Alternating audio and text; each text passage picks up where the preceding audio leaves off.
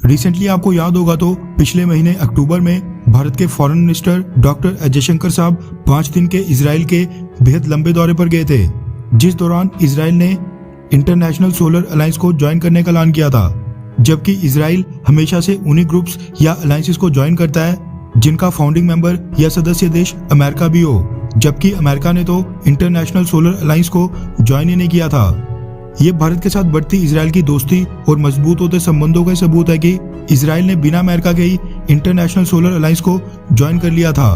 क्योंकि international solar alliance आज की डेट में जितना सक्सेसफुल हो गया है, जितनी उसकी एक्सेप्टेंस बढ़ रही है, उसके पीछे भारत का ही आता है। वैसे जिनको नहीं पता उनको बता देता हूँ कि इंटरनेशनल सोलर अलायंस का कंसेप्ट पहली बार भारत के प्रधानमंत्री नरेंद्र मोदी ने प्रपोज किया था, जिसके बाद इस संगठन का गठन भारत और फ्रांस ने मिलकर पेरिस में हुए COP21 समिट के दौरान साल 2015 में किया था, जिसका उद्देश्य है दुनिया भर में सोलर एनर्जी के एफिशिएंट यूज को बढ़ावा देने के लिए काम करना, ताकि हमारी फॉसिल फ्यूल्स के ऊपर डिपेंडेंस थोड़ी कम हो और क्लीन रिन्यूएबल एनर्जी के यूज को बढ़ावा दिया जाए।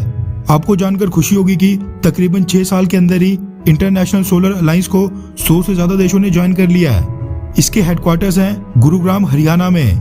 कुछ महीने पहले की बात करें तो America, China, Israel, Pakistan, Turkey और आपको हैरानी होगी ये जानकर कि इवन रशिया भी इंटरनेशनल सोलर अलायंस का मेंबर नहीं है। पाकिस्तान और टर्की के साथ तो चलो हमारे अच्छे संबंध हैं भी नहीं, लेकिन इजराइल, रशिया और अमेरिका के साथ हम काफी क्लोज हैं। तब इन देशों ने इंटरनेशनल सोलर अलायंस को अभी तक ज्वाइन नहीं किया था।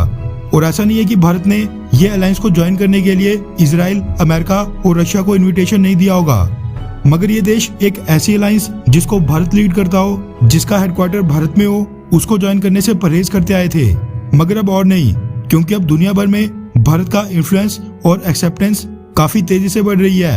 आर्थिक और सैन्य तौर पर भारत काफी मजबूत हो रहा है और जियोपॉलिटिक्स में जो आज की डेट में समीकरण बदल रहे हैं, उनमें भारत अब अमेरिका समेत वेस्टर्न देशों के काफी ज्यादा करीब जा रहा है। 135 करोड़ की आबादी वाले देश की मार्केट का भी अपना ही महत्व है, जबकि चाइना को काउंटर करने के लिए अमेरिका को भी सबसे ज्यादा भारत की जरूरत है। ऐसे में इजराइल के बाद अब अमेरिका कैसे दूर रह पाता। रेफरेंस के लिए आपकी स्क्रीन पर हिंदुस्तान टाइम्स के आर्टिकल का स्क्रीनशॉट है, जिसके मुताबिक अमेरिका ने भी इंटरनेशनल सोलर अलायंस को ज्वाइन करने का फैसला किया है, जिसकी जानकारी दी है US special envoy for climate John Kerry ने। अमेरिका द्वारा इंटरनेशनल सोलर अलायंस को ज्वाइन करने की जानकारी देते हुए जॉन कैरी ने कहा कि प्रधानमंत्री नरेंद्र मोदी की अगुवाई में बने इंटरनेशनल सोलर अलायंस का सदस्य बनकर हम बहुत ही ज्यादा खुश हैं। इससे पूरी दुनिया में सोलर एनर्जी को बढ़ावा मिलेगा।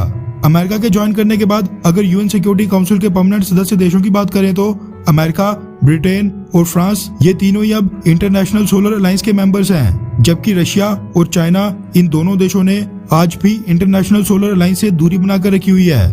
बहुत ही हद तक पॉसिबल है कि हम आगे आने वाले कुछ ही महीनों में या फिर जब Russian president Vladimir Putin annual summit के लिए भारत के दौरे पर आएंगे, तब शायद रशिया भी इंटरनेशनल सोलर अलायंस को ज्वाइन कर ले। चाइना, पाकिस्तान और टर्की के बारे में तो खैर कुछ कहा नहीं जा सकता है।